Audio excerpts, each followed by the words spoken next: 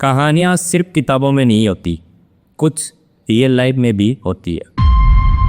कुछ कहानियाँ ऐसी होती हैं जो दर्दनाक और कई हादसों से भरी होती है। ऐसी कहानी है आज राजस्थान के सिरोही जिले की। एक साधु की हत्या। 11 नवंबर 2018 रात के 8 बजे पुलिस स्टेशन का फोन बजता है कि शांतिनगर के कार्यालय में मिली है साधु की लाश। कई दर्जनों उस पे घाव और उसके साथ एक अन्य व्यक्ति की घायल अवस्था में बॉडी मिली है। कमरे की दीवारों पर खून के धब्बे और शरीर से बहता हुआ खून इस चीज़ की गवाही दे रहा था कि मरने से पहले साधु ने मारने वाले से बहुत ही संघर्ष किया होगा। जब पुलिस ने आसपास लोगों से पूछा तो पता चला कि साधु का नाम अवधेशानंद है। जब पूरी बॉडी का मुआयना किया गया तो सिर, चेहरा, कान, नाक, गर्दन इसके सही सीने पे 30 से 40 वार किए गए थे और साधु के बाएं हाथ में एक चाकू था जो पूरी तरह से खून से सना हुआ था और उनके पास में एक बांस खड़ा था, वो भी पूरा खून से लथपथ था। इसके साथ ही पुलिस ने एफएसएल टीम को भी बुला लिया। अन्य घायल व्यक्ति को एम्बुलेंस के माध्यम से पहले सिरोही और उसके बाद में उसे उदयपुर रेफर किया गया। जब आसपास के लोगों से पूछा गया तो उन्होंने बताया कि जो घायल व्यक्ति है उसका नाम उत्तम गिरी है। उत्तम गिरी कोमा में था, इसलिए वो बयान देने की हालत में बिल्कुल भी नहीं था। अब पुलिस के सामने सबसे पहले ये सवाल आता है कि लोगों ने इस घटना की जानकारी पुलिस को देरी से दी होगी, क्योंकि अगर कोई घटना शुरू होती है, अगर ऐसा मर्डर होता है, उससे पहले उनके बीच में तू में होती है और उसकी आवाज़ भी बाहर लोगों को सुनाई देती है और कातिल ने साधु के शरीर पे 30 से 40 वार लगातार किए हैं तो उसके चिल्लाने की आवाज़ भी सुनाई दी होगी। अगले दिन 12 नवंबर 2018 पाली जिले के संघ कार्यालय के शिवलाल जी ने एफआईआर दर्ज करवाई और बाद में पता चला जो घायल उत्तम गिरी है वो जिला प्रचारक है। अब आसपास के लोगों ने बताया कि जो ये घटना हुई है उससे पहले उत्तम गिरी और अवधेशानंद के बीच के अंदर काफ़ी होकटोक यानी कि बहुत देर तक लड़ाई झगड़ा चला था। तो पुलिस ने कहा लोगों को कि इस बारे में पहले जानकारी क्यों नहीं दी। तो अब पुलिस का शक था उस घायल उत्तम गिरी पे। अवधेशानंद का असली नाम अवधेश शर्मा था जो उत्तर प्रदेश के फैजाबाद जिले का रहने वाला था। घायल उत्तम गिरी बाड़मेर के रामसरा का रहने वाला था। अब पुलिस को शुरुआती में लगता है कि जो उत्तम गिरी है उसका और अवधेश शर्मा का आपसी रंजिश की वजह से ये झगड़ा हुआ है। शुरुआती दौर पे यही लग रहा था। अब पुलिस ने जब जांच शुरू की तो उन्हें पता चलता है कि जो साधु था वो साफ सुथरा चरित्र का था, वो किसी प्रकार का कोई नशा नहीं करता था और इसी के साथ में उत्तम गिरी अकेला साधु को मारने वाला व्यक्ति है या उत्तम गिरी के साथ अन्य और व्यक्ति भी शामिल थे। ये पुलिस ने अपनी जांच में पता लगाने का प्रयास किया। उधर अवधेशानंद की हत्या को लेकर उत्तम गिरी ने बहुत बड़ा बयान दिया कि उसने किसी की हत्या नहीं की है, वो निर्दोष है और उससे इस मामले में झूठा फंसाया जा रहा है। उत्तम गिरी का कहना था कि अवधेशानंद ने उस पर हमला किया था, उसने सिर्फ खुद को बचाने के लिए ही साधु पर हाथ से वार किया और इस झगड़े में अन्य और व्यक्ति भी शामिल थे। जब पोस्टमार्टम रिपोर्ट आई तो उससे पता चला कि साधु के शरीर पे 35 घाव थे और साथ में गर्दन की जो नलियां वो फटी हुई है। जब पुलिस ने अवधेशानंद के करीबी अशोक से पूछताछ की तो अशोक ने बताया कि इस घटना से एक दिन पहले वो साधु से मिला था और अवधेशानंद ने अशोक को बताया कि उत्तम गिरी के साथ में उनका मनमुटाव चल रहा है, लेकिन खैर मनमुटाव कितने टाइम रहेगा, ये शांत हो जाएगा। अशोक ने कहा कि साधु ने उनको ये नहीं बताया कि उनके बीच में किस बात को लेकर ये झगड़ा चल रहा है। उधर पुलिस को अवधेशानंद की पोस्टमार्टम रिपोर्ट भी मिल चुकी थी। अब सिर से लेके पांव तक कम से कम 35 घाव थे, जो छोटे से लेके बड़े घाव तक थे।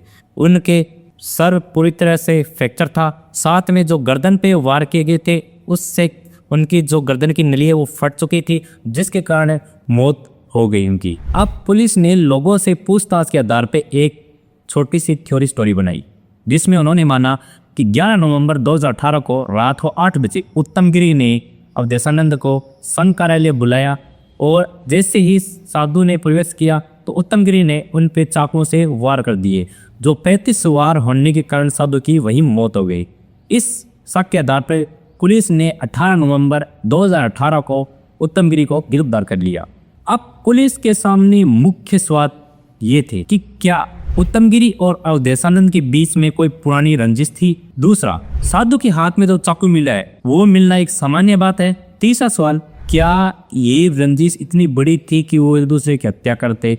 और चौथा सवाल कि क्या अकेले उत्तम गिरी ने साधु की हत्या की है या फिर इस हत्याकांड में अन्य व्यक्ति भी शामिल है।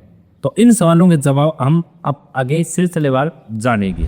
अब पुलिस उत्तम गिरी और अवधेशानंद के बीच की जो रंजिश थी उसकी परतें खोलना शुरू किया। तो इसके लिए वो घटनास्थल पर जाते हैं और पूरे जो घटनास्थल का स्कैन किया जाता है और आसपास के लोगों से पूछताछ की जाती है। जांच में सामने आता है कि अवधेशानंद ने 11 नवंबर 2018 को संघ कार्यालय में जाने से पहले अपने जो निजी व्यक्ति थे उनको बताया था कि उनको किसी काम से कार्यालय में जाना है और उनके साथ में वाघाराम भी मौजूद था। अब वाघाराम ने बताया कि वो अवधेशानंद के साथ में जैसे ही संघ कार्यालय में प्रवेश किया तो वहां पर उत्तम गिरी पहले से मौजूद था। जैसे ही दोनों बीच में किसी बात को लेकर झगड़ा शुरू हुआ तो उन्हें आपस में झगड़ने से रोकने का प्रयास किया गया।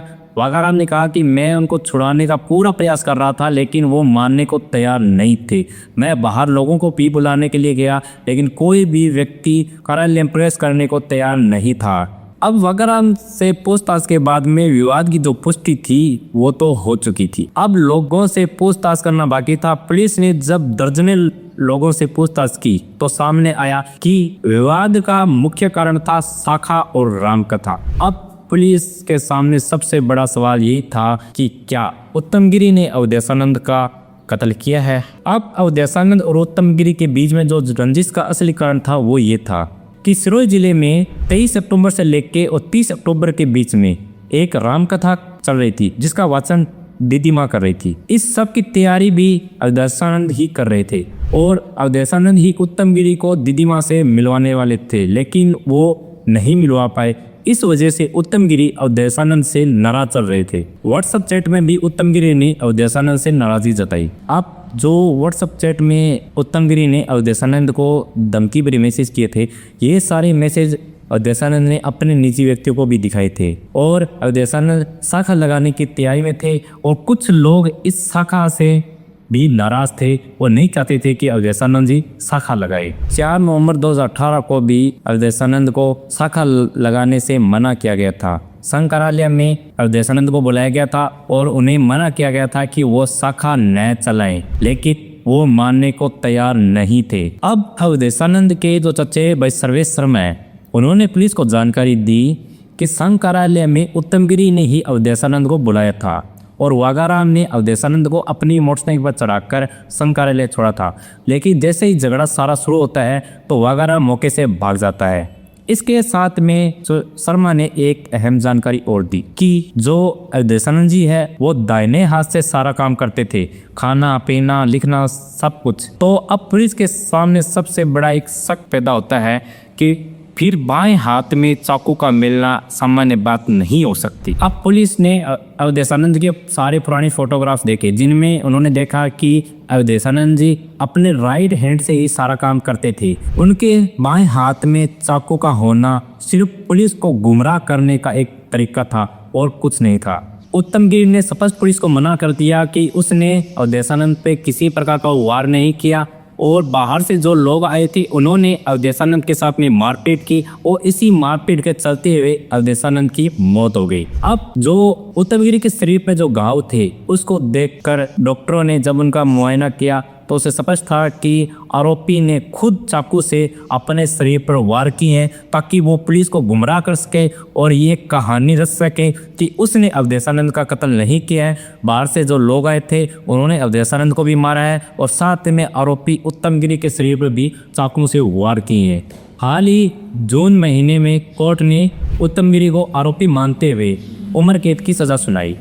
कोर्ट ने सारे तथ्यों और घटनास्थल का जो रिपोर्ट थी उसका मुआयना करते हुए साफ कहा कि ये एक सोची समझी चाल थी। उत्तम गिरी ने सिर्फ रामकथा और शाखा को लेकर जो नाराज़गी थी उसकी भी जो व्हाट्सएप चैट और जो कॉलिंग की जो डिटेल्स निकली है उसके आधार पर इसको आरोपी माना जा सकता है और उत्तम गिरी ने ही देसानंद का कत्ल किया है। ये एक निर्मम हत्या है और इसके लिए उसको माफ़ नहीं किया जा सकता। इसलिए कोर्ट ने उत्तम गिरी को उम्र कैद की सज़ा सुनाई। तो ये कहानी आपको कैसी लगी हमें कमेंट करके ज़रूर बताएं। धन्यवाद।